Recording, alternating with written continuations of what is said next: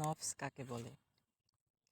এটা মূলত আপনার অন্তরের যে ইচ্ছা, প্রবৃত্তি, এটাকেই মূলত নফস বলে। এটা সাধারণত ৩ প্রকার হয়ে থাকে। প্রথমত, এমন কারো নফস যে কিনা পাপ কাজ করতেই থাকে, অথচ সে মনেই করে না যে এটা পাপ।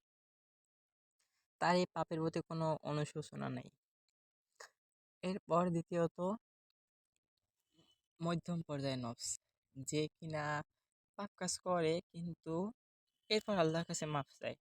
হ্যাঁ, হ্যাঁ, পাপ কাজ করে আল্লাহর কাছে মাফ চায়, পাপ কাজ করে আল্লাহর কাছে মাফ চায়, সে অনুতপ্ত হয়ে বারবার আল্লাহর কাছে ফিরে আসে। আর একটা হলো যেটা একদম উচ্চ পর্যায়ের নফস, যেটা পবিত্র, যে ইচ্ছে করে কখনো ভুল করে না। যদিও মানুষ মাত্রই ভুল, কিন্তু যার নফস পবিত্র সে ইচ্ছে করে ভুল করে না। সে যে কোনো বাজে চিন্তাকে মেরে ফেলতে সক্ষম। শয়তানের একটা চালাকি হলো, শয়তান তার কাজগুলোকে মানুষের কাছে আকর্ষণীয় করে তোলে। যেমন মনে করেন, শয়তান আপনার কাছে এসে বলল যে তুমি চুরি করো, তাহলে তুমি ভালো থাকতে পারবে, তোমার কাছে অনেক বাড়ি হবে, গাড়ি হবে, টাকা হবে, তোমার ইচ্ছা মতো তুমি সম্মান কিনতে পারবে টাকা দিয়ে। তো এর বিপরীতে যদি আপনি ভাবতে থাকেন যে হ্যাঁ, আসলেই তো, যদি আমি চুরি করি তাহলে আমার কাছে অনেক টাকা হবে, আমি অনেক সম্মান কিনতে পারবো, আমার স্বপ্নগুলো পূরণ করতে পারবো, তাহলে আপনি নিশ্চিত চুরি করবেন। কেননা ওই যে শয়তান ওর কাজকে আপনার কাছে আকর্ষণীয় করে তুলছে, যেটার জন্য তুমি সাময়িক বিনোদন পাবে, তোমার ভালো লাগবে, আর আপনি ভাবতেছেন বলেই পাপটা করছেন। কিন্তু আপনি যদি এটা না ভেবে ওই চিন্তাটাকে মেরে ফেলতেন, তাহলে এই পাপটা কখনোই আপনার দ্বারা হতো না। পাপ তখনই হবে যখন আপনি একটা বিষয় নিয়ে ভাবতে থাকবেন। না ভাবলে কিন্তু পাপ হবে না। এই যেমন এইটার কথাই যদি বলি যে শয়তান যখন আপনাকে এসে বলল তুমি চুরি করে ভালো থাকতে পারবে, তখনই আপনি চিন্তাটাকে মেরে ফেলতেছেন যে না, এটা হারাম, আমি এটা করি কিভাবে, আমি আল্লাহকে রাগাবো কিভাবে, আমি আল্লাহকে ভালোবাসি, আমি আমার ভালোবাসা কখনই আঘাত করব না, ওই জাহান্নামে। তো এগুলো আগে যদি স্মরণ করে ওই চিন্তাটাকে মেরে ফেলতে পারেন, তাহলে কিন্তু এই পাপটা হবে না। পাপটা কখন হবে? যখন আপনি ভাবতে থাকবেন। তো এটা শয়তানের একটা চালাকি।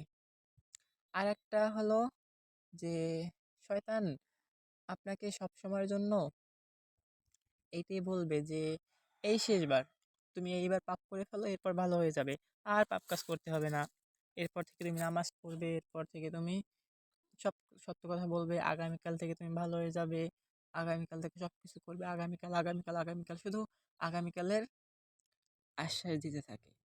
আর যদি আপনি ভাবতে থাকেন আচ্ছা ঠিক আছে, আমি তাহলে আগামীকাল থেকে ভালো হয়ে যাব, বিশ্বাস করেন কারো জীবনে কখনো আগামীকাল আসে না। আগামীকাল বলতে কিছু হয় না।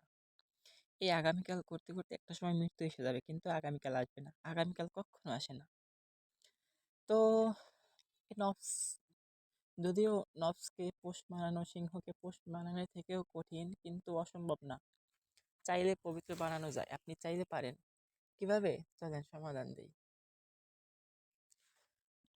আপনি একটা বিষয় খেয়াল করে দেখবেন, শয়তান তখনই আপনার কাছে বাজে চিন্তা দেয় যখন আপনি একা থাকেন।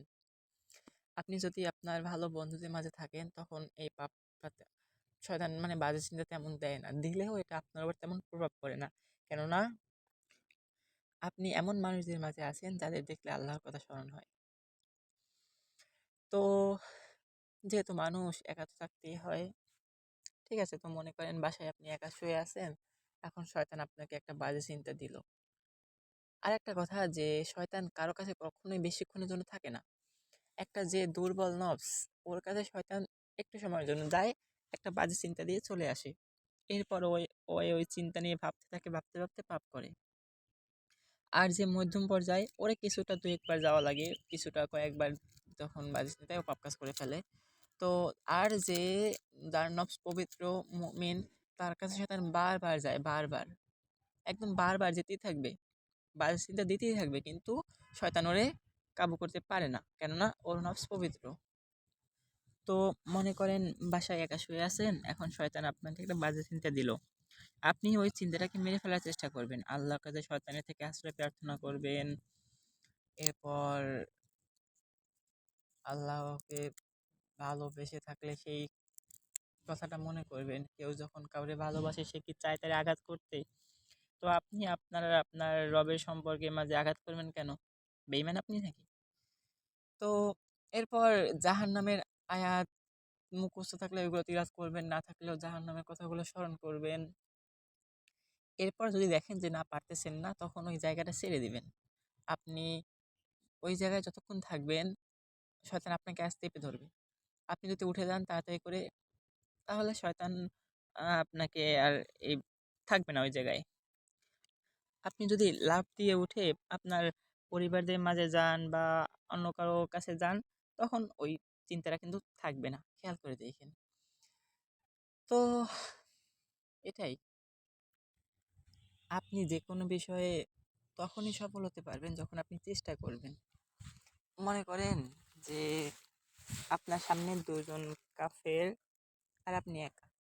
এখন আপনি যদি ভাবতে থাকেন যে ওরা ২ জন, আমি একা, আমি কি ওদের সাথে পারবো? হার মেনে নেই। তো তখন তাহলে কি হবে?